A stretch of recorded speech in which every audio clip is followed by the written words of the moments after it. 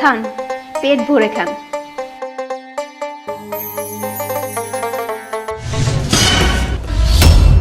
উর্মি, তুই এটা কি করলি? তুই বড় মাছের মাথা দিয়া এক ফকিতে খাইতে দিছস। এই মাছের মাথাটা রাখছি আমার পোলার লেগা। মুন্না একমাত্র আমার ছেলে, ওই মাছের মাথাটা খুব পছন্দ করে। মা, উনি গেটে আসছিল সাহায্যের জন্য, আর এসে আমাকে বলেছিল ওনার নাকি অনেক ক্ষুধা লেগেছে, তাই ওনার ক্ষুধা নিবারণের জন্য আমি ওনাকে ভিতরে এনে খাবার দিয়েছি। ঠিক আছে, ভাত দিবি, খাইতে দিবি, যেটা মন সেটা দিবি। তুই ঘরের মধ্যে আনছিস কেন?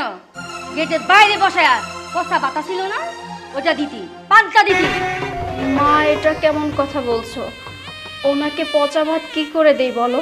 পচা ভাত কি খাওয়া যায় নাকি? আর তাছাড়া তুমি জানো না, যে জিনিস নিজেরা খাওয়া যায় না সে জিনিস অন্যকে দেওয়া উচিত না। আর আমাদের তো কত খাবার আছে, সেখান থেকে ওনাকে কিছু খাবার দিয়েছি, তাতে কি এমন ক্ষতি হয়েছে বলো? মা, এখানে কি হয়েছে? এত চিল্লাচিল্লি কিসের জন্য? চিল্লাচিল্লি করবো না? তোর বইনে কি করছে জানাস? এই মাছের মাথা দিয়া একটা ফকিরে আমার ঘরের মধ্যে বসে ভাত খাওয়াইতেছে।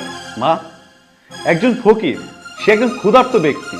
একজন ক্ষুধার্ত ব্যক্তির মুখে খাবার তুলে দেওয়াটাই কিন্তু আমাদের বাবা আমাদেরকে শিখিয়েছে। আর যেটা উর্মি করেছে একদম ঠিক কাজ করেছে, আমাদের বাবার আদর্শ ধরে রেখেছে। এই, তুমি চুপ করো। মা আমাদের থেকে বয়সে বড়, অনেক ভালো বুঝে। তোমার বুঝাইতে হবে না, মা যেটা করছে সেটা ঠিক করছে। একটা কথাও বলবো না, একদম চুপ করে থাকবা। উর্মি যে কাজটা করেছে ঠিক কাজ করেছে, আমাদের বাবার আদর্শ ধরে রেখেছে। মা, তুমি ভাতের প্লেটটা ওনার হাতে দাও, উনি মাছের মাথাটা দিয়ে পেট ভরে ভাত খান। না মা, আর খেতে হবে না।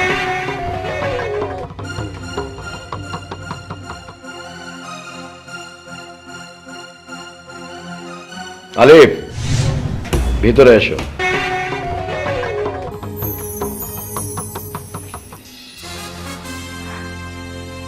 এই, কে আপনি? আমি হচ্ছি চিস্তি গ্রুপ অফ ইন্ডাস্ট্রিজের মালিক শহীদ চিস্তি। এই যে ছেলেটাকে দেখছেন, এ আমার একমাত্র ছেলে আলিফ। আমার ছেলেকে আমি বিয়ে করাবো। আমার ছেলের জন্য আমি হাজারো মেয়ে দেখেছি, কিন্তু আমার ছেলে শুধু একটা কথাই বলেছে, বাবা তুমি হাজার মেয়ে দেখলেও কিন্তু আমি যেই মেয়েকে ভালোবাসি আমি সেই মেয়েকেই বিয়ে করব। কিন্তু আমার যে ছেলের বউ হবে তাকে তো আমার একটু দেখতে হয়, কারণ আমার সংসারের চাবিটা ওই মেয়ের হাতেই কিন্তু দিব।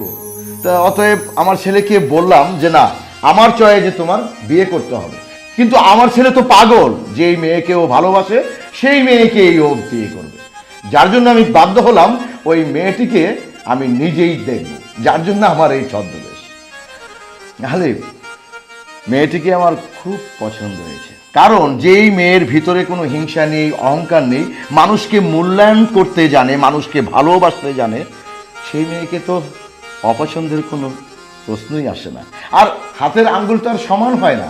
হ্যাঁ, আর এক ফ্যামিলিতে যে সবাই ভালো হবে এমন তো কোনো কথা নেই। তো আমি সদাই নিব, আমি সদাই পেয়ে গেছি। এখন আপনাদের যদি কোনো আপত্তি না থাকে তাহলে আমি আলিফের সাথে মামুনের দুটি হাত এক করে দেবো আজকেই, এখনই, যদি আপনাদের কোনো আপত্তি না থাকে। দেখছো বাবা, আমি তোমাকে বলছিলাম না ও অনেক ভালো মেয়ে। এই জন্যই তুমি যখন পরীক্ষা করতে চাইছো আমি তোমাকে বাধা দিইনি, কারণ আমিও চাইছিলাম তুমি নিজের চোখে দেখে আসো ও মেয়েটা কেমন। আমি জানতাম আলিফ, কারণ ছেলেটা তো আমার। তোমার পছন্দ একদম খারাপ হবে না।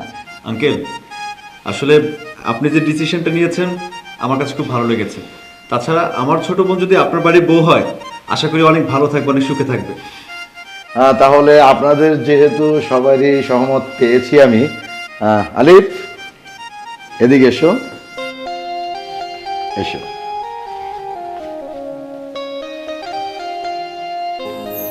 যেহেতু আজকেই দিয়ে দেবো, দুটো হাত আমি এক করে দিলাম। এখন কাজী ডাকুন, শুভ কাজটা সেরে ফেলি।